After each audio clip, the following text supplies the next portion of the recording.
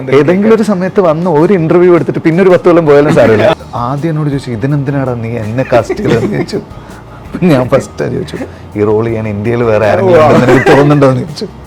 പിന്നെ ഇങ്ങനെ ആലോചിച്ചിട്ട് അതില്ല.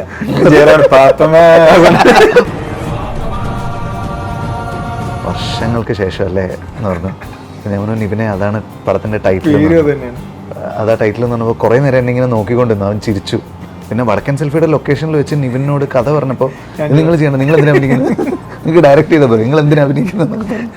പിച്ചകപ്പും കാവുകൾക്കും അപ്പുറം അവൻ എത്രയും നുരുകി വീണുപോയി.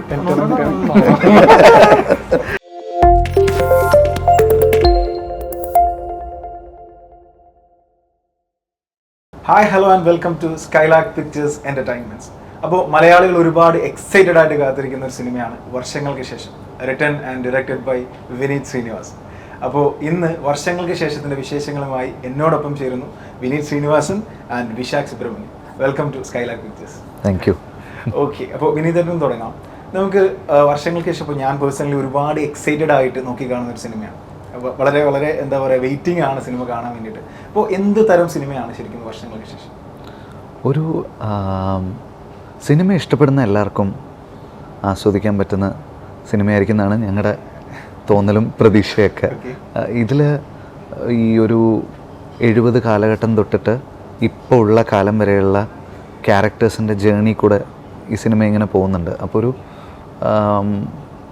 ചില സ്ഥലത്ത് സിനിമ ഭയങ്കര ഇമോഷണലാണ്, ചില സ്ഥലത്ത് സിനിമ ഭയങ്കര സെലിബ്രേഷൻ മൂഡിൽ പോകുന്നതാണ്, ചില സ്ഥലത്ത് ഹ്യൂമർ ഉണ്ട്.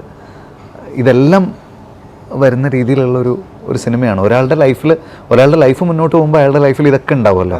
ആഘോഷങ്ങളുണ്ടാവും, അയാൾ ഇമോഷണൽ ആവുന്ന സങ്കടങ്ങളുണ്ടാവുന്ന ഏരിയ ഉണ്ടാവും, പിന്നെ അയാൾ പൊട്ടിച്ചിരിക്കുന്ന ഏരിയ ഉണ്ടാവും. ഇതൊക്കെ ഈ സിനിമയിൽ ഉണ്ടാവുമെന്നാണ് ഞങ്ങൾ വിചാരിക്കുന്നത്. Okay okay. ഇപ്പോൾ വിശാഖ് പറ്റി പറയുകയാണെങ്കിൽ, ഇപ്പോൾ എനിക്ക് തോന്നുന്നു ലവ് ആക്ഷൻ ഡ്രാമക്കും ഹൃദയത്തിനും ശേഷം, വർഷങ്ങൾക്ക് ശേഷം, അപ്പോൾ ഈ ഒരു വർഷങ്ങൾക്ക് ശേഷം ഹുക്ക് ചെയ്തത് എന്താണ്? വിനീതേട്ടൻ എന്നൊരു ഫാക്ടറാണോ അതോ സിനിമയുടെ കഥയാണോ? നമ്മുടെ ലാസ്റ്റ് മൂവി തീരണ സമയത്ത് ഞാൻ വിനീത് പറഞ്ഞു, നമുക്ക് ഒരു പടം കൂടെ ചെയ്യണം. അത് നമ്മൾ ലാസ്റ്റ് ചെയ്ത പടത്തിനെ കാട്ടിലും ഒരു മച്ച് അബവ് ഫിലിം ആയിരിക്കണം ഞങ്ങൾക്ക് ആഗ്രഹം ഉണ്ടായിരുന്നു. പക്ഷെ കുറേ ദിവസത്തെ വിനീത് അത് എങ്ങനെയായാലും അടുത്ത മിക്ക 2-3 കൊല്ലം കഴിഞ്ഞിട്ടേ കാണത്തുള്ളൂ എന്ന് പറഞ്ഞു. ബിക്കോസ് വിനീത് ഒരു പടത്തിന് വേണ്ടി പടം ചെയ്യത്തില്ല, ഒരു സ്റ്റോറി ഉണ്ട് മനസ്സിലിങ്ങനെ അവർ ഉറപ്പിച്ച് എന്നിട്ട് അത് എഴുതുള്ളൂ. അപ്പം നമ്മൾ ഇതിനു മുമ്പ് ഒരു സബ്ജക്റ്റ് മുമ്പ് ഇങ്ങനെ ഡിസ്കഷൻ പോയിന്റ് ഇങ്ങനെ പൊയ്ക്കൊണ്ടിരുന്നിട്ട് അതിലാവും എന്ന് ഉറപ്പ് വന്നപ്പം പെട്ടെന്ന് ഒരു മൊമെന്റിലാണ് വിനീത് ഈ കഥ പറയണത് വർഷങ്ങൾക്ക് ശേഷത്തിന്റെ. അപ്പൊ ഇതെനിക്ക് ഭയങ്കര റൈറ്റ് ഫ്രം ദ ഫസ്റ്റ് ഇപ്പൊ വിനീത് ചെറിയ ചെറിയ ഇൻപുട്സ് കാര്യങ്ങളൊക്കെ പറയുമ്പോൾ ഭയങ്കര ഇൻട്രസ്റ്റിംഗ് ആയിട്ട് തോന്നിയിട്ടുണ്ട്. അപ്പൊ അന്നോട്ട് ഇത് മൊത്തത്തില് നമുക്ക് ഈ സിനിമ ഒന്ന് സ്ക്രീനിൽ കാണണം, അല്ലെങ്കിൽ ഇതൊരു മൊത്തത്തിൽ സിനിമയായിട്ട് കാണുന്ന ഒരു ആഗ്രഹം ഉണ്ടായിരുന്നു. അങ്ങനെയാണ് വർഷങ്ങൾക്ക് ശേഷം മൊത്തത്തിൽ ഒരു ഇതായത്. പിന്നെ അപ്പുവായിട്ടും വർക്ക് ചെയ്യണമെന്ന് ഭയങ്കര ആഗ്രഹം ഉണ്ടായിരുന്നു. ഹൃദയത്തിന്റെ ലാസ്റ്റ് ഡേ ഓഫ് ഷൂട്ടിൽ നമ്മളെല്ലാം അങ്ങോട്ടും ഇങ്ങോട്ടും പറഞ്ഞു let's work for one more film എന്നുള്ള രീതിയിൽ. അപ്പം അങ്ങനെ യൂണിവേഴ്സ് എല്ലാം കൂടെ കോൺസ്പയർ ചെയ്ത് അപ്പു അലോങ് വിത്ത് നമ്മുടെ എല്ലാ ഫ്രണ്ട്സും കൂടെ വന്നിട്ടുണ്ട് ഈ പടത്തില്. Special for us. Okay, Visakh പറഞ്ഞ പോലെ തന്നെ ഇപ്പോൾ യൂണിവേഴ്സ് ചേരുന്ന കാര്യം പറഞ്ഞു. ഇപ്പോൾ ഇനി വിനീതേട്ടൻ്റെ എഴുത്തുകളെ പറ്റിയൊക്കെ എനിക്ക് കൂടുതലും എന്തൂസിയാസ്റ്റിക് ആയിട്ട് നോക്കി കണ്ട കാര്യങ്ങളാണ്. ഇപ്പോൾ നമ്മുടെ ട്രെയിലറിൽ തന്നെയാണ് പറയുന്നത്, എല്ലാ വാതിലിലും മുട്ടാം, ഏതെങ്കിലുമൊക്കെ തുറക്കുമായിരിക്കും. അതുപോലെ തന്നെ ജേക്കബിൻ്റെ സ്വർഗരാജ്യത്തിൽ നിനക്ക് മുമ്പിൽ കാണുന്ന ലോകത്തെ പറ്റി പറയുന്നുണ്ട്. ഹൃദയത്തിൽ വിജയരാഘവൻ ചേട്ടൻ പ്രണവിനോട് പറയുന്നുണ്ട്, നിനക്ക് വിരോധമില്ലെങ്കിൽ ഞാൻ നിന്നെ ഒന്ന് കെട്ടിപ്പിടിച്ചോട്ടെ. സോ ഇത്തരം നിർമ്മല എന്താ പറയുക, മനസ്സിനെ തൊടുന്ന തരത്തിലുള്ള എഴുത്തുകളില്ലേ. അപ്പോൾ ഈ ഒരു എഴുത്തുകൾ എപ്പോഴെങ്കിലും ഒന്ന് മാറ്റിയിട്ട് കുറച്ചുകൂടെ അഗ്രസീവായിട്ട്, കുറച്ചുകൂടെ ഹൈപ്പർ ആക്റ്റീവായിട്ടും ഒരു സിനിമ എഴുതാം, അല്ലെങ്കിൽ അങ്ങനെ ചെയ്യാം എന്നൊക്കെ ആലോചിച്ചിട്ടുണ്ടോ? ഇതിലതുണ്ട്. ശരിക്കും അപ്പോൾ ഒരു വിനീത് ശ്രീനിവാസന്റെ ഒരു ജോണറിന് അപ്പുറത്തേക്ക് നിൽക്കുന്ന സിനിമയാണ് ഇത്. ഈ സിനിമയുടെ ഒരു കാര്യം എന്താണെന്ന് വെച്ച് കഴിഞ്ഞാൽ, ഇത്രയും വർഷം ഈ ക്യാരക്ടേഴ്സ് ഇങ്ങനെ കടന്നു പോകുന്ന സമയത്ത് ഇവർ പല അവസ്ഥയിൽ കൂടെ കടന്നു പോകുന്നുണ്ട്. പല ആൾക്കാരും പല കഥാപാത്രങ്ങളും ഇതിൻ്റെ അകത്തേക്ക് വരുന്നുണ്ട്. ഇപ്പോൾ 70s നമ്മൾ കാണുന്ന ആൾക്കാരല്ല പ്രസൻറ്റിലേക്ക് വരുന്ന സമയത്ത്. അപ്പോൾ ആർട്ടിസ്റ്റിൻ്റെ ഒരു അബണ്ടൻസും ഉണ്ട്. അപ്പോൾ ഓരോ ക്യാരക്ടറിനും ഓരോ രീതിയിലുള്ള സ്വഭാവവും കാര്യങ്ങളൊക്കെയാണ്. അപ്പോൾ ഇതുപോലെ വളരെ എന്താ പറയുക, പ്യുവർ സോൾ എന്ന് വിളിക്കാൻ പറ്റുന്ന പോലത്തെ ക്യാരക്ടേഴ്സ് ഉണ്ട് ഇതിനകത്ത്. അങ്ങേയറ്റം എക്സെൻട്രിക് ആയിട്ടുള്ള ആളുകളുണ്ട്. അപ്പോൾ പ്രതീക്ഷിക്കുന്ന സാധനങ്ങളൊക്കെ നമ്മൾ ചെയ്തു വെച്ചിട്ടുണ്ടെന്നാണ് എനിക്ക് തോന്നുന്നത്. ഓക്കെ. അല്ല, വിനീതേട്ടൻ്റെ എഴുത്ത് സ്വാഭാവികമായിട്ടും വിനീതേട്ടൻ തന്നെ മുമ്പ് പറഞ്ഞിട്ടുണ്ടല്ലോ, അതായത് ഞാൻ അങ്ങനെ എഴുതാൻ നോക്കുമ്പോഴൊക്കെ എൻ്റെ ആത്മാവിനെ എനിക്ക് നഷ്ടപ്പെടുന്നുണ്ട്. ഇതിലെന്താന്ന് വെച്ച് കഴിഞ്ഞാൽ ഇപ്പൊ ഹ്യൂമർ നമുക്ക് ഭയങ്കര രസമാണ്, ഇഷ്ടമുള്ള ഏരിയ ആണല്ലോ. ഇപ്പൊ ഞാൻ വടക്കൻ സെൽഫിയൊക്കെ എഴുതുന്ന സമയത്ത് വടക്കൻ സെൽഫി കഴിഞ്ഞിട്ട് ഞാൻ അങ്ങനെ ഇപ്പോൾ ജേക്കബ് ആണെങ്കിലും ഹൃദയമാണെങ്കിലും ഡ്രാമയാണല്ലോ കൂടുതൽ, ഡ്രാമയാണ് പടത്തിന്റെ ഷോണ്ടർ വരുന്നത്. ഇത് എന്ത് ഷോണ്ടർ എന്നുള്ളത് എനിക്ക് പറയാൻ ഡ്രാമ ബേസിക്കായിട്ട് ഡ്രാമയാണ്, പക്ഷെ ചില എക്സെൻട്രിസിറ്റീസ് വരുന്ന ഏരിയാസ് ഉണ്ട് ഈ പടത്തിൽ. അപ്പോൾ അത് ഈ പറഞ്ഞ പോലെ ഒരു വേറൊരു രീതിയിലുള്ള ഒരു റൈറ്റിങ്ങിനൊക്കെ സ്കോപ്പ് ഉണ്ടായിരുന്നു. അപ്പോൾ അത് പരീക്ഷിച്ചിട്ടുണ്ട്. എക്സൈറ്റ്മെന്റ് കൂടി ഇപ്പൊ നമുക്ക് വിനീതേട്ടൻ്റെ വേറൊരു വെർഷനും കൂടെ നമുക്കതിൽ കാണാം. ഇനിയിപ്പോൾ എനിക്ക് മെയിനായിട്ട് ചോദിക്കാനുള്ളത്, വർഷങ്ങൾക്ക് ശേഷം എത്ര വർഷം മുൻപ് മനസ്സിൽ മുള പൊട്ടിയ ഒരു സിനിമയാണ്? ബേസിക് ഐഡിയ കോളേജ് പഠിക്കുന്ന കാലം തൊട്ടേ അന്നോട്ടേ ഉണ്ട്. അപ്പോൾ കാസ്റ്റിങ്ങോ? അതില്ല, കാസ്റ്റിംഗ് ഒക്കെ മാറി ഞാൻ കോളേജ് പഠിച്ചത് 2006 ഞാൻ പാസ് ഔട്ട് ചെയ്തത്. 18 വർഷം മുമ്പേ ഇതിൻ്റെ ഒരു ഐഡിയ ഉണ്ടായിരുന്നു, കഥയ ബേസിക് ഐഡിയ ഉണ്ടായിരുന്നു. പിന്നെ അത് ഇങ്ങനെ ഓരോ വർഷം കഴിയുമ്പോഴും എന്തെങ്കിലുമൊക്കെ അതിലേക്ക് ഇങ്ങനെ ചേർന്ന് വരും. അന്നൊന്നും ഈ സിനിമ അറ്റംപ്റ്റ് ചെയ്യാനുള്ള ധൈര്യമില്ലായിരുന്നു. വലിയ സ്പാൻ ഓഫ് ടൈമും പീരിയഡും അങ്ങനത്തെ ഒരു സാധനമൊക്കെ എനിക്ക് ഹാൻഡിൽ ചെയ്യാൻ പറ്റുന്ന എനിക്ക് കോൺഫിഡൻസ് ഇല്ലായിരുന്നു. അങ്ങനെ ഞാനൊരു സൈഡിൽ മാറ്റി വെച്ച കഥയത്. പിന്നെ കുറച്ച് നാൾ പല സിനിമകളും ചെയ്തപ്പോൾ ഇപ്പോൾ ഹൃദയം കഴിഞ്ഞപ്പോൾ എനിക്ക് ഓക്കെ ഇത് അറ്റംപ്റ്റ് ചെയ്ത് നോക്കാമെന്നുള്ളൊരു കോൺഫിഡൻസ് വന്നപ്പോഴാണ് ഞാനിത് എഴുതി തുടങ്ങിയത്. ഓക്കെ. ഇപ്പോൾ വിശാഖ് ബ്രോന് നമ്മൾ ട്രെയിലറിൽ ഒരു ഭാഗത്ത് ചെറുതായിട്ട് ഇങ്ങനെ കണ്ടുപോകുന്നുണ്ട്. എന്താണ് പറയൂ, എങ്ങനെയാണ് സിനിമ, ആരാണ് അഭിനയിപ്പിച്ചത്? അതിലൊരു കട്ടേ ഉള്ളൂ, വേറൊന്നല്ല. അതിൽ വേറൊരു ആക്ടറല്ല, വേറൊരാൾ ചെയ്യാതിരുന്ന ക്യാരക്ടർ. അപ്പം പുള്ളിയുടെ സമയം അങ്ങോട്ടും ഇങ്ങോട്ടും മാറിയപ്പം അടുത്ത ടിക്കറ്റ് എടുക്കണമെങ്കിൽ കുറച്ച് പൈസ കൂടുതൽ കൊടുക്കണം ടിക്കറ്റിന്. അപ്പൊ എന്നെ വന്ന് ഭീഷണിപ്പെടുത്തി മര്യാദയ്ക്ക് വരണോ ഇല്ലെങ്കിൽ അടുത്ത ടിക്കറ്റ് എടുത്ത് കൊടുക്കണം. അല്ല, ആസ് എ പ്രൊഡ്യൂസർ അതിനേക്കാൾ നല്ലത് ഇതാന്ന് വിചാരിച്ചു. അതിനേക്കാൾ നല്ലത് ഇതാണ്. ശരി, ഒരു കട്ട് വിളിക്കാന്നല്ലേ. ചെറിയ പോർഷനേ ഉള്ളൂ വിശാഖ്. അപ്പോൾ ഈ ഒരു കാസ്റ്റിങ്ങിന്റെ കാര്യം പറഞ്ഞില്ലേ, ഇപ്പോൾ ഇതിലേക്ക് അപ്പു വരുന്നത് എനിക്ക് തോന്നുന്നു ഹൃദയത്തിന് ശേഷമാണോ? അതായത് കഥ മുമ്പേ വിനീതേട്ടന്റെ മനസ്സിലുണ്ട്, അപ്പോൾ ഹൃദയത്തിന് ശേഷമാണ് അപ്പുമായിട്ട് കുറച്ചൊരു ക്ലോസ് ആയെന്നാണ് നമ്മൾ മനസ്സിലാക്കുന്നത്. അപ്പോൾ അതിനുശേഷം പ്രോസസ്സിലാണ് അപ്പുമായിട്ട് മിംഗിൾ ആവുന്നത്. അപ്പോൾ അതിനുശേഷമാണോ വർഷങ്ങൾക്ക് ശേഷത്തിൽ ഓക്കെ ഈ ക്യാരക്ടർ അപ്പു പ്ലേ ചെയ്യാം എന്നൊരു തീരുമാനത്തിലേക്ക് വരുന്നത്? ഇതൊക്കെ എന്ന് വെച്ച് കഴിഞ്ഞാൽ പല സമയത്തായിട്ട് പല ആലോചനകൾ വന്നുകൊണ്ട് എനിക്ക് ടൈം ലൈൻ ഇടയ്ക്ക് കൺഫ്യൂഷൻ ആവുന്നുണ്ട്. ഒരു പോയിന്റ് എത്തിയപ്പോൾ എനിക്ക് ഇത് അപ്പുവും ധ്യാനും നിവിനും ഇവർ മൂന്നുപേരും ഇല്ലാണ്ട് ഈ സിനിമ ചെയ്യാൻ പറ്റില്ല എന്ന് എനിക്ക് തോന്നിയിരുന്നു. അപ്പോൾ എഴുതുന്നതിന് തൊട്ട് മുമ്പ് അങ്ങനെ ഒരു ഡിസിഷൻ എടുത്തിട്ട് തന്നെയാണ് എഴുതാൻ തുടങ്ങിയത്. എഴുതി കഴിഞ്ഞപ്പോഴേക്കും പിന്നെ എനിക്ക് വേറൊരാളെ ചിന്തിക്കാൻ പറ്റാണ്ട് ആയി. അപ്പോൾ ആ രീതിയിൽ നമ്മൾ ആക്ടേഴ്സിനെ മനസ്സിൽ കണ്ട് എഴുതുമ്പോൾ കറക്റ്റായിട്ട് അവർ പറയുന്നത് എങ്ങനെ വരും എന്നൊക്കെ ഉള്ളത് നമുക്ക് മൈൻഡിലുണ്ടാവുമല്ലോ. ഈവൻ റിയാക്ഷൻസ് ആണെങ്കിൽ പോലും ഇപ്പോൾ ഒരു നിസ്സഹായത എന്ന് പറയുന്നത് അപ്പുവിൻ്റെ ഫേസിൽ ഭയങ്കര ഭംഗിയായിട്ട് വരും. അപ്പോൾ പിന്നെ ആ സ്പേസിൽ നമുക്ക് വേറൊരാളെ പ്ലേസ് ചെയ്യാൻ പറ്റില്ല. അപ്പോൾ ധ്യാനിൻ്റെ ക്യാരക്ടറിന് ചില ക്വർക്സ് ഉള്ള ഏരിയാസ് ഉണ്ട്, കുറച്ച് ഡെപ്തിൽ പെർഫോം ചെയ്യേണ്ട ഏരിയാസ് ഉണ്ട്. അപ്പോൾ അത് ധ്യാനിനെ കണ്ടതിന് ശേഷം പിന്നെ വേറൊരാളെ കാണാൻ തോന്നിയിട്ടില്ല. അതേപോലെയാണ് നിവിൻ്റെ സ്ട്രോങ് ഏരിയാസ് അറിയാം, എനിക്ക്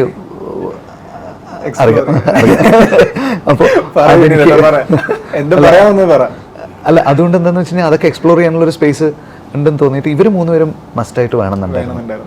അപ്പോൾ ബാക്കി കാസ്റ്റൊക്കെ ഇങ്ങനെ ഷൂട്ടിന് മുമ്പൊക്കെ, ഷൂട്ടിന് ഒരു 2 മാസം മുമ്പ് നമുക്ക് ഓൾമോസ്റ്റ് എല്ലാം ഫിക്സ് ആയിരുന്നു.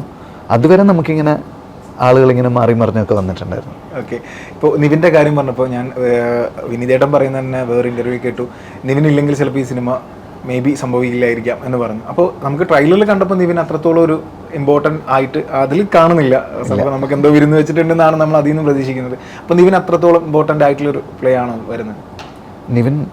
നിവിൻ്റെ ഒരു ഏരിയ ഉണ്ട്, അത് നമ്മളൊന്നും അങ്ങനെ റിവീൽ ചെയ്തിട്ടില്ല. ആകെ കൂടെ റിവീൽ ചെയ്തത് ആ ടീസറിലുള്ള ഡയലോഗ്സ് മാത്രമേ ഉള്ളൂ. വേറെ ഇങ്ങനെ നമ്മൾ കുറച്ചൊന്ന് അത് തിയേറ്ററിൽ കാണട്ടെ എന്നുള്ളൊരു ഇതിൽ വെച്ചിട്ടുണ്ട്.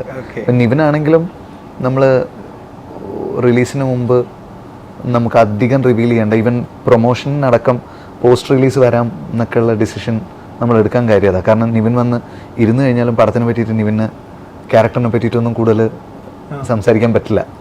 തിയേറ്ററിൽ വന്നിട്ട് ആൾക്കാർ അവിടെ ആരുമില്ല, നിവിനില്ല, ധ്യാൻ ചേട്ടനില്ല, പ്രണവിനെ കാണുന്നില്ല, പ്രണവിനെ കിട്ടലില്ല. പറഞ്ഞു എന്താണ് റിലീസ് കഴിഞ്ഞിട്ട് വന്നാ മതി, കാരണം എല്ലാരും വന്ന് ഇനി സ്റ്റോറി എല്ലാരും ധ്യാനം ഒരു വിശ്വാസം ധ്യാനം വരുമ്പോ ഒന്ന് അല്ലെ, ധ്യാൻ ഇടയ്ക്ക് കയറി ചൂണ്ടി പിടിക്കാറുണ്ട് ചിലപ്പോഴെങ്കിലും അല്ലേ. ധ്യാനം വരും. ബാക്കി ഇത് അപ്പു എന്തായാലും അപ്പു പ്രൊമോഷൻസിന് വരാറില്ല. എന്താ ചേട്ടൻ എപ്പോഴും ചോദിച്ചിട്ടുണ്ട് എന്താണ് ചേട്ടാ അങ്ങനെ? അല്ല, അവൻ അങ്ങനെ പബ്ലിക് കയ്യിൽ നടക്കാൻ താല്പര്യമില്ലാത്ത ഒരാളാണ്. പിന്നെ എനിക്ക് തോന്നിയിട്ടുള്ള ഒരു കാര്യം എന്താണെന്ന് വെച്ച് കഴിഞ്ഞാൽ വേറെ എവിടെയും കാണാൻ കിട്ടുന്നില്ലല്ലോ. സിനിമാ തിയേറ്ററിൽ വന്നല്ലേ ഇയാളെ കാണുള്ളൂ. അതാണ്. അപ്പൊ ആൾക്കാർക്ക് വന്ന് കാണാനുള്ള ഒരു ക്യൂരിയോസിറ്റി ഉണ്ട്.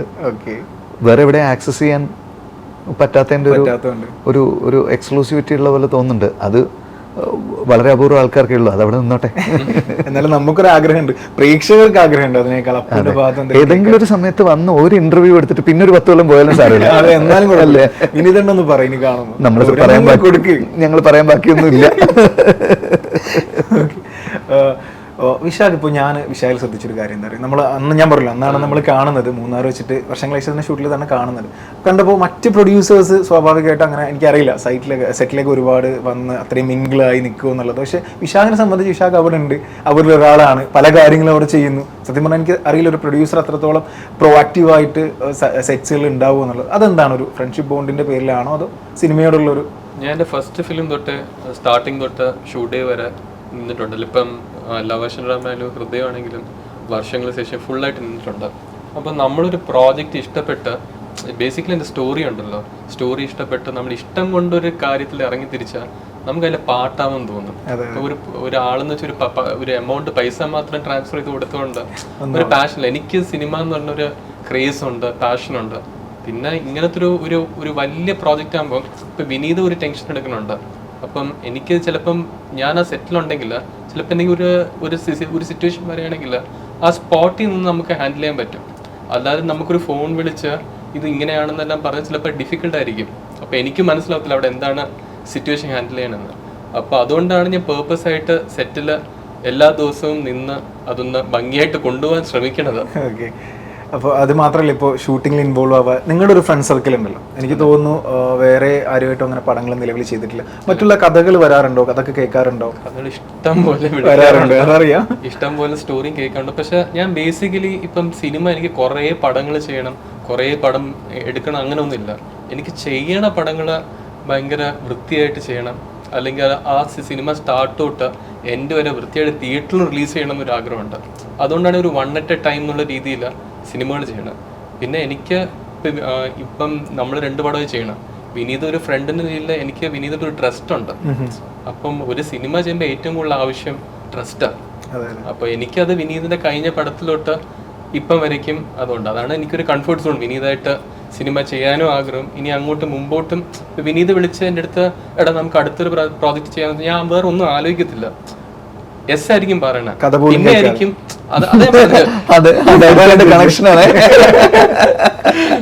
പക്ഷെ ഇതിൽ എൻ്റെ അടുത്ത് ഫുൾ കഥ കാര്യങ്ങളൊക്കെ പറഞ്ഞു. ഞാൻ ഓൾറെഡി നമുക്ക് ചെയ്യാന്ന് പറഞ്ഞു. പക്ഷെ സ്റ്റോറിയും കൂടെ കേൾക്കുമ്പോൾ ഇതാണല്ലേ നമ്മൾ ചെയ്യാൻ പോണ പ്രോജക്റ്റ്, ആ ഒരു എക്സൈറ്റ്മെന്റ് ഉണ്ടല്ലോ, അത് വർഷങ്ങൾക്ക് ശേഷം എനിക്ക് ഫസ്റ്റ് തൊട്ടേ ഉണ്ടായിരുന്നു. ഓക്കെ. അല്ല, വിനീതന്റെ ഇപ്പോൾ പറഞ്ഞുകൊണ്ട് ഞാൻ ഒരു കാര്യം പറയട്ടെ. എനിക്ക് ശരിക്കും എന്താ പറയുക, വിശാഖിന് മാത്രം വിശ്വാസമല്ല, വിനീത് ശ്രീനിവാസൻ എന്നുള്ളൊരു പേരിന് മലയാളികൾ കൊടുക്കുന്ന വിശ്വാസമുണ്ട്. അത് എനിക്കുണ്ട്, ഇപ്പോൾ വിശാഖിനുണ്ട്. സോ അതുപോലെ തന്നെ എനിക്ക് ചോദിക്കാനുള്ളൊരു കാര്യം എന്താ അറിയോ, നമ്മുടെ ഷാൻ റഹ്മാനൊക്കെ പറ്റി ഞാൻ ആദ്യം കരുതിയത് ഞാൻ ഇന്റർവ്യൂവിന് ഉണ്ട് എന്നൊക്കെ വിചാരിച്ചിരുന്നതാണ്. അദ്ദേഹത്തെ നമ്മൾ എക്സ്പെക്ട് ചെയ്യുന്നത്. എവിടെ പോയാളെ മുങ്ങി വേറൊന്നല്ല മുങ്ങി. ഓക്കെ. അപ്പൊ നമ്മൾ ആളെ പ്രതീക്ഷിച്ചിട്ടുണ്ടായിരുന്നു. ശരിക്കും എന്താണെന്ന് അറിയോ, ട്രailer കണ്ടപ്പോൾ എനിക്ക് ആദ്യം മനസ്സിലായില്ല. ഞാൻ വെറുതെ കമന്റ്സ് ഇങ്ങനെ നോക്കുന്ന സമയത്ത് ഷാൻ റഹ്മാൻ തീ എന്നൊക്കെ പറഞ്ഞിട്ട് അപ്പൊ ഞാൻ ഷാൻ റഹ്മാൻ എവിടെ ഒന്നുകൂടെ പോയി നോക്കിയപ്പോൾ ആ ഷാൻ റഹ്മാൻ. അപ്പൊ ഈ ഒരു ഗെറ്റപ്പ് ഇതിലേക്ക് വിനീത് ശ്രീനിവാസന്റെ അല്ലെങ്കിൽ വിനീതേട്ടൻ എന്താണ് ഓക്കെ ഷാനെ കാസ്റ്റ് ചെയ്യാമെന്ന് തീരുമാനിച്ചത്? എനിക്ക് ഷാനിനെ കുറേ വർഷമായിട്ട് അറിയുന്നുണ്ട്. ഷാൻ വളരെ ക്ലോസ്ഡ് സ്പേസിൽ അന്യായ ഹ്യൂമറുള്ള കക്ഷിയാണ്. അത് ഇപ്പോൾ ഷാൻ്റെ റിയാലിറ്റി ഷോയിൽ കാണുന്ന ഷാനൊന്നുമല്ല, അതിനേക്കാളും അന്യായ ഹ്യൂമർ സെൻസ് ഉള്ള ഒരു ഷാനുണ്ട്. അത് വളരെ കുറച്ച് ആൾക്കാരെ കണ്ടിട്ടുണ്ടാവുള്ളൂ ഷാനിനെ അങ്ങനെ. അപ്പോൾ അതുകൊണ്ട് ഈ ക്യാരക്ടർ ഞാൻ ആലോചിച്ചപ്പോൾ ഇളകി ചെയ്യാൻ പറ്റിയ ഒരാൾ, അപ്പോൾ ഞാൻ പറയുകയാണെങ്കിൽ അവൻ ഇളകി ചെയ്തോളും എന്നുള്ളൊരു വിശ്വാസമുണ്ട് എനിക്ക്. അങ്ങനെയാണ് ഞാൻ ഷാനിനെ പോയി കാണുന്നത്. ഷാൻ ഇത് മൊത്തം ഇങ്ങനെ കേട്ടിട്ട് ആദ്യം എന്നോട് ചോദിച്ചു, ഇതിനെന്തിനാടാ നീ എന്നെ കാസ്റ്റ് ചെയ്തതെന്ന് ചോദിച്ചു. അപ്പം ഞാൻ ഫസ്റ്റ് ചോദിച്ചു, ഈ റോൾ ചെയ്യാൻ ഇന്ത്യയിൽ വേറെ ആരെങ്കിലും ഉണ്ടെന്ന് എനിക്ക് തോന്നുന്നുണ്ടോ എന്ന് ചോദിച്ചു. പിന്നെ ഇങ്ങനെ ആലോചിച്ചിട്ട് അതില്ല, മോമെന്റ് ആയിരുന്നു അവൻ്റെ. അങ്ങനെ വന്ന് തകർത്തു. ഓക്കെ. അപ്പോൾ അതുപോലെ തന്നെ ധ്യാനെ പറ്റി പറയുകയാണെങ്കിൽ നമുക്ക് പറയാതെ പോകാൻ പറ്റില്ല, നമ്മുടെ സ്വന്തം ആളാണ്. അപ്പോൾ ധ്യാന ശരിക്കും എന്താ പറയുക, തടി കുറച്ചിട്ട് നമ്മൾ കണ്ടു. നമ്മൾ അവിടെ വന്ന് ഷൂട്ട് ചെയ്തപ്പോഴും തടി കുറഞ്ഞ ആളായിട്ടുണ്ട്.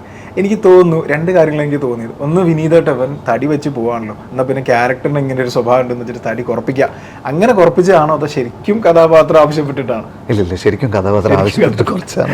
ഞാൻ ചോദിച്ചു അങ്ങനെ, നിങ്ങൾ എന്നെ ഇല്ല അങ്ങനെയൊന്നുമില്ല. അത് നമുക്ക് അവൻ്റെ ബോഡി ഓരോ ഫേസിന് വേണ്ട രീതിയിൽ നമുക്ക് പടത്തിൽ കിട്ടിയിട്ടുണ്ട്.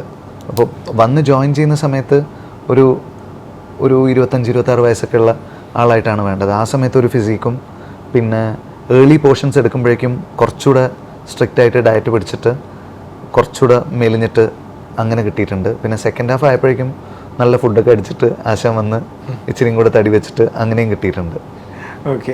ഇപ്പോൾ നമുക്ക് വളരെ വലിയൊരു കാസ്റ്റിംഗ് ഉണ്ട്. അതായത് ഇപ്പോൾ നിവിൻ ആവട്ടെ, അജു ആവട്ടെ, നീരജ് ആവട്ടെ, ഒരുപാട് ആളുകളുണ്ട്, ധ്യാൻ, പ്രണവ്, നീത, കലേഷ്, ഇഷ്ടം പോലെ ആളുകൾ. ഞാൻ എണ്ണി പറയല്ലോ കേട്ടോ, ഇവരുടെ എല്ലാവരുടെയും പേര് പറയണല്ലോ. അതെ, ഒരു യൂണിവേഴ്സിറ്റി അല്ലെങ്കിൽ ഒരു ഗെറ്റ് ടുഗദർ പോലെയൊക്കെ ആയിരിക്കുമല്ലോ സെറ്റുകൾ ഉണ്ടായിരുന്നത്. അപ്പോൾ ഇവരെയൊക്കെ വിളിച്ച സമയത്ത് ആരാണ് ഇവരെ വിളിച്ചത്? ഇത് ആദ്യം പറഞ്ഞത് വിനീതേട്ടനാണോ വിശാഖാണോ? അവരോട് പറഞ്ഞപ്പോൾ അവർ റിയാക്ഷൻ എന്തായിരുന്നു? എന്തെങ്കിലും സ്പോണ്ടേനിയസ് ആയിട്ട് പറഞ്ഞിട്ടുണ്ടാവില്ലേ? അല്ല, ഞങ്ങളുടെ വ്യക്തിബന്ധങ്ങളുടെ പുറത്താണ് ഞങ്ങൾ ഓരോരോ ആൾക്കാരെ വിളിച്ചത്.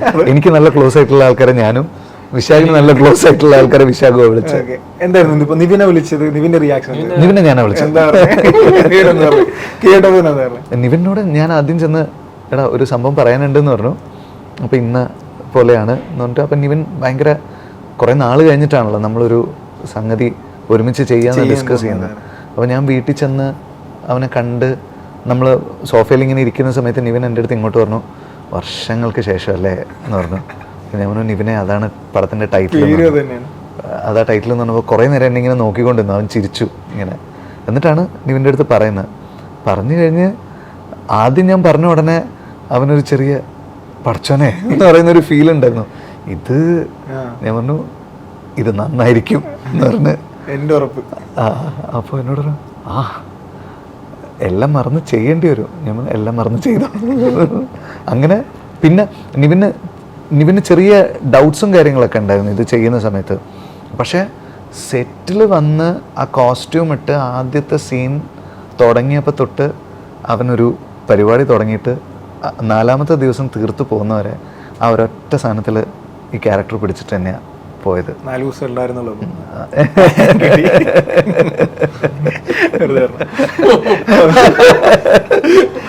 അപ്പോൾ അതുപോലെ ചോദിക്കാനുള്ള ധ്യാനെ പറ്റിയിട്ട്, തിരക്ക് ശേഷം എനിക്ക് തോന്നുന്നു 11 കൊല്ലമായി നിങ്ങൾ ഒരുമിച്ചൊരു അല്ലേ? അതെ. അപ്പോൾ അതെന്താണ് ഇടയ്ക്ക് എപ്പോഴെങ്കിലും ആലോചിച്ചിട്ടുണ്ട് ധ്യാനം വെച്ചൊരു സിനിമ ചെയ്യാം, അല്ലെങ്കിൽ അതെന്താണ് ഒരു ഗ്യാപ്പ് അത്രയും? അല്ല, ഞാൻ അങ്ങനെ ആലോചിക്കാറില്ല. ഇപ്പം തിര കഴിഞ്ഞിട്ട് ജേക്കബ് ചെയ്യുമ്പോൾ അത് ഫസ്റ്റ് ഞാൻ തന്നെ അഭിനയിക്കാമെന്നാണ് ഞാൻ വിചാരിച്ചത്. കാരണം എൻ്റെ കൂട്ടുകാരനാണ് പ്രൊഡ്യൂസ് ചെയ്യുന്നത്.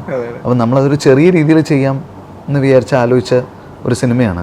പിന്നെ വടക്കൻ സെൽഫിയുടെ ലൊക്കേഷനിൽ വെച്ച് നിവിനോട് കഥ പറഞ്ഞപ്പോൾ നിങ്ങൾ ചെയ്യണം, നിങ്ങൾ എന്തിനാ അഭിനയിക്കുന്നത്, നിങ്ങൾക്ക് ഡയറക്റ്റ് ചെയ്താൽ പോലെ, നിങ്ങൾ എന്തിനാ അഭിനയിക്കുന്നത് അങ്ങനെ കൊടുത്ത അവൻ അങ്ങനെ ഇങ്ങോട്ട് ചോദിച്ച് അങ്ങനെ ആണ് നിവിൻ ജേക്കബിൽ വന്നത്. ഹൃദയം ചെയ്യുമ്പോൾ എനിക്ക് അധികം സ്ക്രീനേജ് വരാത്ത, ഒരുപാട് പടത്തിൽ അഭിനയിച്ചിട്ടില്ലാത്ത, കാരണം ക്യാമ്പസും ചെയ്യണം, 30 വയസ്സ് വരെയുള്ള സ്പാൻ ഓഫ് ടൈമും ചെയ്യണം. അപ്പോൾ ആ ഏജിനും കറക്റ്റ് ആയിരിക്കണം, ഈ ഏജിനും കറക്റ്റ് ആയിരിക്കണം. എന്നാൽ കുറേ പടങ്ങൾ അഭിനയിച്ചിട്ടുള്ള ഒരാളാവാൻ പാടില്ല. ഒരു കണ്ടുകൊണ്ടിരിക്കാൻ തോന്നുന്ന ആൾക്കാർക്ക് അങ്ങനത്തെ ഒരു ചാമുള്ള ഒരാളായിരിക്കണം. അങ്ങനെയാണ് ഞാൻ അപ്പൂൻ്റെ അടുത്തേക്ക് പോകുന്നത്. ഒരുപാട് പടങ്ങൾ ചെയ്തിട്ടില്ല, അപ്പോൾ ഇത് കൺവിൻസ് ചെയ്യാൻ പറ്റും. അപ്പോൾ അങ്ങനെ അത് ചെയ്തു, ഒത്തുവരണമല്ലോ. അതെ. അപ്പോൾ നമുക്ക് ചെറിയൊരു സെഗ്മെന്റിലേക്ക് പോകാം. ചെറിയ രീതിയിൽ ഒന്നുമില്ല, ഞാൻ കുറച്ച് ലിറിക്സുകൾ വായിക്കാം. അപ്പോൾ അത് വിനീതേട്ടനും വിശാഖിനും പറയാം, പറഞ്ഞത് കണക്ട് ചെയ്ത് പാടുന്ന രണ്ടാൾക്കും വലുതൊന്നുമല്ല, വളരെ സിമ്പിൾ. ഓക്കെ, ഞാൻ പറയാം, നിങ്ങൾ അത് കണക്ട് ചെയ്യാൻ പറ്റുമെങ്കിൽ ദെൻ വിനീതേട്ടനോ വിശാഖ് പാടുമെന്ന് എനിക്കറിയില്ല, പാടിയാൽ നല്ലത്. പാടത്തില്ല. ഓക്കെ, വിനീതേട്ടൻ പിന്നെ പാടും എന്തായാലും നമുക്ക് വേണ്ടി. വിശാഖ് പാടുന്ന വീഡിയോ ഞങ്ങൾ വിടും കേട്ടോ. ഓക്കെ ഓക്കെ ഓക്കെ, അപ്പൊ പാടും. പാടില്ലെന്നല്ല പറഞ്ഞു, പാടുന്നൊരു വീഡിയോ ഉണ്ട്. ഓക്കെ, അപ്പൊ നമുക്ക് തുടങ്ങാം. പരിഭവചന്ദ്രൻ പാതി മറഞ്ഞു പാടാൻ മറന്നു കുയിലിണകൾ, താരുകൾ വാടി തളിരുകളിടറി രജനീഗന്ധികൾ വിടരാറായി. സിമ്പിളാണ്, വിനീതന് പെട്ടെന്ന് കിട്ടും. നീ വിചാരിക്കുന്ന അത്രയും ബുദ്ധിമാനല്ല ഞാൻ, എനിക്ക് കിട്ടുന്നില്ല. ആണോ? ഇല്ല. ജയറാമന്റെ സിനിമയാണ്, മുകേഷ് ശ്രീനിവാസനൊക്കെ ശ്രീനിവാസൻ സാറൊക്കെ അഭിനയിച്ചാണ്. മാന്യന്മാരാണോ അവര് മൂന്നുപേരും ഒരുമിച്ച് അഭിനയിച്ച സിനിമ, ഫേമസ് ആയ സിനിമയാണ്. ആരൊക്കെ അഭിനയിച്ച? ശ്രീനിവാസൻ സാർ, ജയറാമേട്ടൻ, മുകേഷ്. ഫ്രണ്ട്സ്. ഫ്രണ്ട്സ്. പരിഭവചന്ദ്രൻ പാതി മറഞ്ഞു പാടാൻ മറന്നു കുയിലിണകൾ. അവരൊരു വളരെ കടൽക്കാറ്റിൻ ഓക്കെ. കോടമഞ്ഞിൻ കോടിയഴിഞ്ഞു താഴ്വരകൾ രാവിലുണർന്നു. ഇത് വിശാഖിന് ഉറപ്പായിട്ട് അറിയാം. അതെ അതെ, വിശാഖ് എന്തായാലും അറിയില്ല. ഒന്ന് ആലോചിച്ച് നോക്കൂ, ആ ഒരു നിങ്ങൾക്കൊക്കെ നൊസ്റ്റാൾജിക്ക് വരുന്ന സിനിമകളാണ്. ലാലേട്ടന്റെ സിനിമയാണ്. മമ്മൂക്ക ഉണ്ട്. ഹരികൃഷ്ണൻ അല്ല, മമ്മൂക്ക ഒരു കൈൻഡ് ഓഫ് ഗസ്റ്റ് റോൾ എന്ന് പറയാം.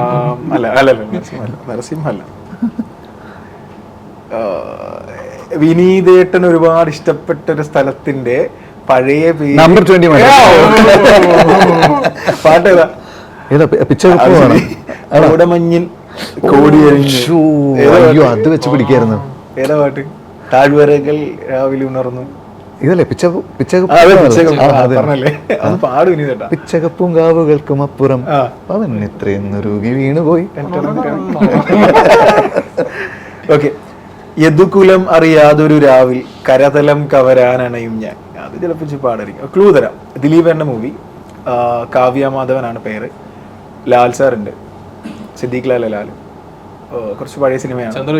യെസ് യെസ്, ചന്ദ്രനുദിക്കുന്നിലെ അല്ലല്ല, കാവ്യമാധവനെ ബേസ് ചെയ്തിട്ടുള്ള പാട്ടാണ്. ഇൻട്രോ പോലത്തെ പാട്ടാണ്. ദിലീപേട്ടൻ ബൈക്കിൽ വരുന്നു. അതെ അതെ അതെ അതെ.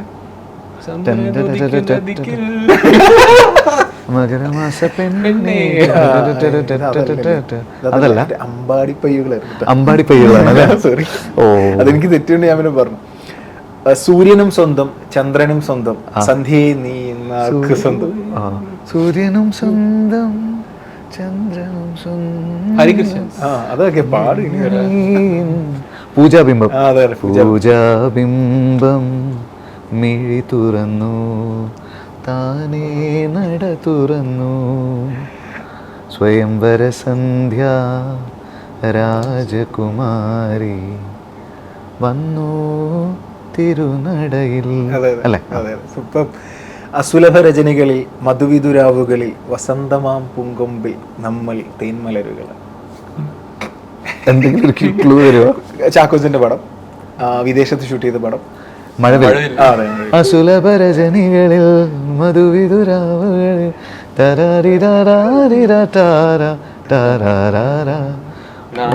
ഉന്നോണത്തുമ്പി പൂവാലിത്തുമ്പി വാട് ആട് നീ ആടാട്. Okay okay, thank you. അതുപോലെ ഇനി ഒരു വെറൈറ്റി.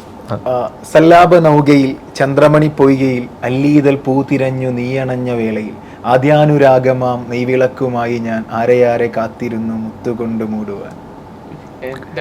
ഇതില് ആരൊക്കെ ഉണ്ടെന്ന് വെച്ചാല് ഒടുവിൽ ഉണ്ണികൃഷ്ണൻ സാറുണ്ട്, ഇന്നസെന്റ് ഏട്ടനുണ്ട്, ജഗദീശേട്ടനുണ്ട്, അനീഫ് ഖാൻ ഉണ്ട്. പെട്ടെന്ന് കിട്ടും. ഇവർ 3 പേരുണ്ട്. ഒടുവിൽ ഉണ്ണികൃഷ്ണൻ ഉണ്ട്. ഒരു വീടായിട്ട് ബന്ധപ്പെട്ട സിനിമയാണ്. ഇവരൊക്കെ ഒരു ഫാമിലിയാണ്. ഇവരെ ഫാമിലിക്ക് അയൽപക്കത്ത് ഒരാള്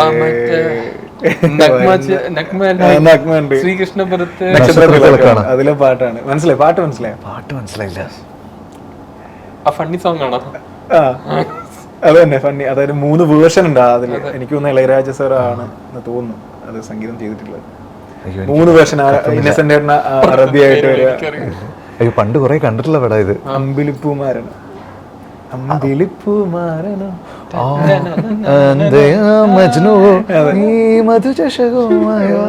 അയ്യോ ഏത് കാലത്ത് കേട്ടത്. ഓക്കെ ഓക്കെ, ആ ചോദ്യത്തിലേക്ക് പോവാനി.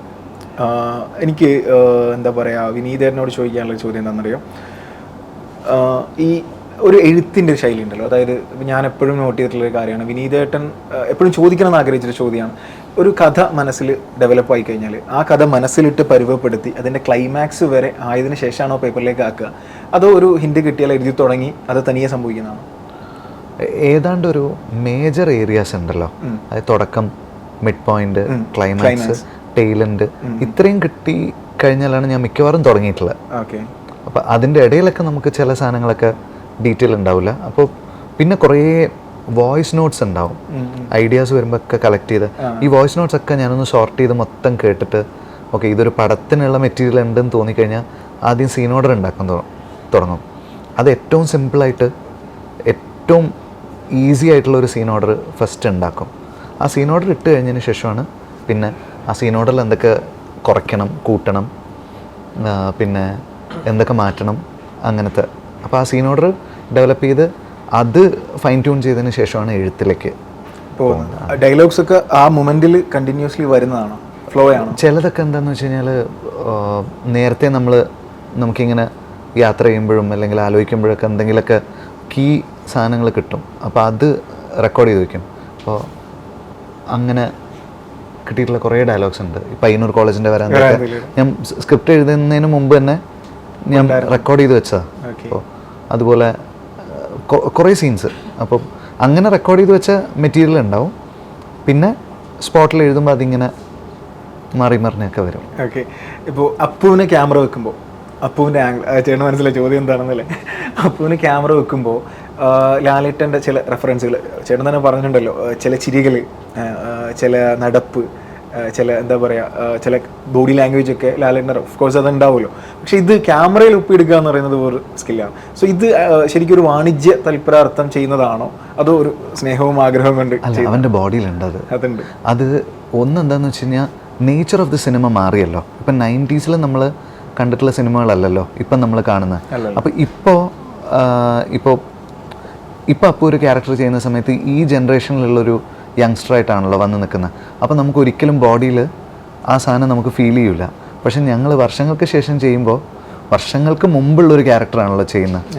അതും ഇപ്പോൾ ചെറിയ മദ്യപാനവും കാര്യങ്ങളൊക്കെ ആയിട്ട് ഇളകി ചെയ്യുന്നൊരു ആളായിട്ട് വന്ന് നിൽക്കുമ്പോൾ ഓട്ടോമാറ്റിക്കലി ബോഡിയിൽ ആ സാധനം വരും. അതാണ് ആക്ച്വലി സംഭവിച്ചിട്ടുള്ളത്. ഡെലിബറേറ്റ് ആയിട്ട് നമ്മൾ പറഞ്ഞതെന്ന് വെച്ച് കഴിഞ്ഞാൽ ഒരു സീനിൽ മീശ പിരിക്കാൻ പറഞ്ഞു, അത് പാട്ടിനിടയിൽ നമ്മളൊന്ന് ചോദിച്ചു, നമുക്കിതിങ്ങനെ ഫ്രെയിമിൽ കണ്ടുകൊണ്ടിരിക്കുന്ന സമയത്ത് ഇവിടെ ഒന്ന് മീശയും കൂടെ പിരിച്ചാൽ രസമായിരിക്കുമല്ലോ എന്ന്. അത് ആദ്യം ചെയ്തില്ല, ഇമിറ്റേഷനാന്ന് വിചാരിച്ചിട്ട് ചെയ്തില്ല. പിന്നെ ഞാൻ നമ്മുടെ ആർട്ട് അസിസ്റ്റന്റിന്റെ അടുത്തൊക്കെ പറഞ്ഞിട്ട് ഓപ്പറേറ്റ് ചെയ്ത് അവന്മാരത് ചെയ്യിച്ചെടുത്ത്. പക്ഷെ ബോഡിയിലുണ്ടത്. അതെ, അവൻ ഭയങ്കര സിമിലർ ആണ്. അവൻ്റെ ആക്ച്വൽ ഒരു ബോഡി മൂവ്മെന്റ് ലാലങ്ങളുമായിട്ട്. നമ്മൾ ഇപ്പോൾ മൂന്നാറിന്ന് ഞാൻ പ്രണവനെ കണ്ട സമയത്ത് ഭയങ്കര ഒരു ഡിവൈൻ ഉണ്ട്, നടത്തത്തിൽ തന്നെ അതുണ്ട്. പക്ഷെ നിങ്ങളുടെ ഇടയിൽ എങ്ങനെയാണ് ആസ് എ ഫ്രണ്ട് ആയിട്ട്? അവന് ആ സാധനം ഉണ്ട്. അങ്ങനെ തന്നെ അല്ല എന്ന് വെച്ച് കഴിഞ്ഞാൽ നമ്മുടെ കൂട്ടത്തിൽ വരുന്ന സമയത്ത് ആള് ഭയങ്കര ഹാപ്പി ആവുന്ന സമയത്തൊക്കെ വേറൊരു ഫ്രണ്ട് സോണില് ആളുകള് അതെ അതെ. ഇപ്പൊ വിനീതേട്ടൻ ചോറിന് വേണ്ടി വെള്ളം ഉണ്ടാക്കുന്ന ആരും ഇവര് പറഞ്ഞ പോലെ സുഹൃത്തുക്കളുടെ ഇടയിൽ നമ്മുടെ എല്ലാവരുടെയും വേറൊരു നിറം വരുമല്ലോ. അങ്ങനെ വരും. പക്ഷെ എല്ലാവർക്കും അപ്പുവിൻ്റെ കൂടെ വർക്ക് ചെയ്ത എല്ലാവർക്കും അപ്പുവിനോടൊരു ആ ഒരു ഇഷ്ടം തോന്നിപ്പോ. ധ്യാന് വർക്ക് ചെയ്യുന്ന സമയത്ത് ധ്യാന് ജീവനായിരുന്നു ശരിക്കും പറഞ്ഞു കഴിഞ്ഞാൽ. അങ്ങനെ ധ്യാൻ ഇത്ര റെസ്പെക്റ്റോട് കൂടിയിട്ട് ഒരാളെ പറ്റി സംസാരിച്ച് കണ്ടിട്ടുണ്ട്. അതാണ് അപ്പു. ഓക്കെ. അതുപോലെ തന്നെ പാട്ടുകൾ രണ്ടെണ്ണം വിനീതേട്ടൻ തന്നെ പാടാം. ഞാൻ എൻ്റെ സിനിമയിൽ ഞാൻ തന്നെ ഈ പാട്ട് എനിക്ക്, ഈ പാട്ട് വേറെ, ഈ ഒരു ഇതെങ്ങനെ ഡിസൈഡ് ചെയ്യും? നമ്മൾ ഡിസ്കസ് ചെയ്യുന്ന സമയത്ത് പല സാധനങ്ങളും നമുക്ക് തോന്നും. ഇപ്പോൾ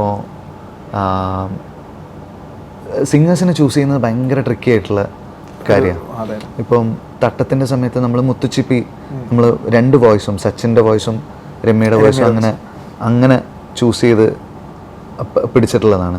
അനുരാഗത്തിൻ വേളയിൽ കമ്പോസ് ചെയ്യുന്ന സമയത്ത് തന്നെ ഷാൻ എൻ്റെ അടുത്ത് പറഞ്ഞു ഇത് നീ പാടിയാൽ മതി എന്ന് പറഞ്ഞു. പിന്നെ ഇപ്പോൾ തിരുവാണിരാവ് ചെയ്യുന്ന സമയത്ത് ഇതൊക്കെ ഞാൻ മുമ്പും പറഞ്ഞിട്ടുണ്ട്. നമുക്ക് ഓണപ്പാട്ടാണല്ലോ, അത് മലയാളികൾ മുഴുവൻ ആക്സെപ്റ്റ് ചെയ്യുന്ന ഒരു വോയിസ് വേണം. അപ്പോൾ ലിറിക്ക് കൃത്യമായിട്ട് ആളുകളിലേക്ക് എത്തുകയും വേണം. അങ്ങനെ പാടുന്ന ഒരാളെന്നുള്ള രീതിയിലാണ് ഉണ്ണിമേനോൻ സാറിനെ നമ്മൾ വിളിക്കുന്നത്. അപ്പോൾ കേരളത്തിന് കണക്ട് ചെയ്യാൻ പറ്റും. പെട്ടെന്നൊരു ഓണം ഇപ്പം ദീം തനന ഒരു ഭയങ്കര ഹാപ്പിനെസ് ഉണ്ട് അദ്ദേഹത്തിൻ്റെ വോയിസിൽ. അതുപോലെ ഹൃദയത്തിലും നമ്മൾ ചോയ്സ് ഓഫ് ദ സിംഗർ ഭയങ്കര ഇമ്പോർട്ടൻ്റ് ആണ്. അപ്പോൾ ചിലത് ഇപ്പം ഓക്കെ ഈ പാട്ട് ഇത് ഞാൻ പാടിയാൽ നന്നായിരിക്കും എന്ന് മ്യൂസിക് ഡയറക്ടർക്ക് തോന്നിയാൽ ഞാൻ പാടുക. അത്ര അതാണ് ചോദിച്ചത്. ആ ഡിസിഷൻ മ്യൂസിക് ഡയറക്ടറാണ് അത്. എൻ്റെ അടുത്ത് ഇങ്ങോട്ട് പാടാൻ പറഞ്ഞ പാട്ടുകളുണ്ട്, എന്നിട്ട് ഞാൻ വേറെ സിംഗേഴ്സിനെ സജസ്റ്റ് ചെയ്ത് അങ്ങനെയുള്ള പാട്ടുകളും ഉണ്ടായിട്ടുണ്ട്. ഞാൻ ഡയറക്റ്റ് ചെയ്യുമ്പോൾ എനിക്ക് പാടണം എന്ന് അങ്ങനെ നിർബന്ധമൊന്നുമില്ല. പക്ഷെ എങ്ങനെയെങ്കിലൊക്കെ കേൾക്കുമ്പോൾ ഞാൻ ചെയ്താൽ നന്നാവും എന്ന് തോന്നിട്ടില്ല. അനുരാഗത്തിൻ വേളയിൽ എനിക്ക് അങ്ങനെ ഒരു ഫീലിംഗ് ഉണ്ടായിരുന്നു. ആ സിനിമ തന്നെ നമ്മുടെ മൈൻഡിൽ ഇങ്ങനെ ഉണ്ടല്ലോ. അപ്പോൾ അത് വേറൊരാൾ പാടുന്നതിനേക്കാളും ചിലപ്പോൾ എക്സ്പ്രസ് ചെയ്യാൻ ബെറ്റർ ആയിട്ട് പറ്റുമായിരിക്കും എന്ന് എനിക്ക് തോന്നിയിട്ടുണ്ട്. പക്ഷെ ഷാൻ പറഞ്ഞുകൊണ്ടാണ് ഞാൻ പാടിയത്. അപ്പോൾ ഇതിലൊക്കെ ബാക്കിയൊക്കെ മ്യൂസിക് ഡയറക്ടർ ചൂസ് ചെയ്യുന്നതാണ്. എന്നോട് ദർശന ഹിഷാം പാടാൻ പറഞ്ഞതാ. ഞാൻ പറഞ്ഞു ഞാൻ പാടൂല എന്ന് പറഞ്ഞു. ഞാൻ പാടൂല, ഞാൻ ആ പാട്ട് പാടൂല, നീ പാടിയാൽ മതി എന്ന് പറഞ്ഞു. അപ്പോൾ അതാണ് അതിൻ്റെ കാര്യമല്ലേ. സോ എനിവേ വർഷങ്ങൾക്ക് ശേഷം തിയേറ്ററിലേക്ക് വരികയാണ്. ഏപ്രിൽ 11 റിലീസ് അല്ലേ. സോ എന്താണ് ഫൈനലി നമുക്ക് പ്രേക്ഷകരോട് പറയാനുള്ളത്? പ്രേക്ഷകർ ഇപ്പോൾ എല്ലാ സിനിമയും കാണാൻ ഭയങ്കര ഒരു എനർജിയിൽ വന്നുകൊണ്ടിരിക്കുകയാണല്ലോ. അവരങ്ങനെ തന്നെ തിയേറ്ററിലേക്ക് വരട്ടെ. വിഷുവാണ്, എല്ലാവർക്കും വന്ന് ഭയങ്കര സന്തോഷത്തിൽ കണ്ടു തീർക്കാൻ പറ്റുന്നൊരു സിനിമയായിരിക്കും. ഒരു ഹോൾസം തിയേറ്ററിക്കൽ എക്സ്പീരിയൻസ് ഉണ്ടാകുന്ന ഒരു സിനിമ. ഫെസ്റ്റിവൽ മൂഡായിരിക്കും. കൂടുതൽ പറയാൻ ബാക്കി അവർ പറയട്ടെ. നമ്മുടെ പ്രതീക്ഷ അതാണ്.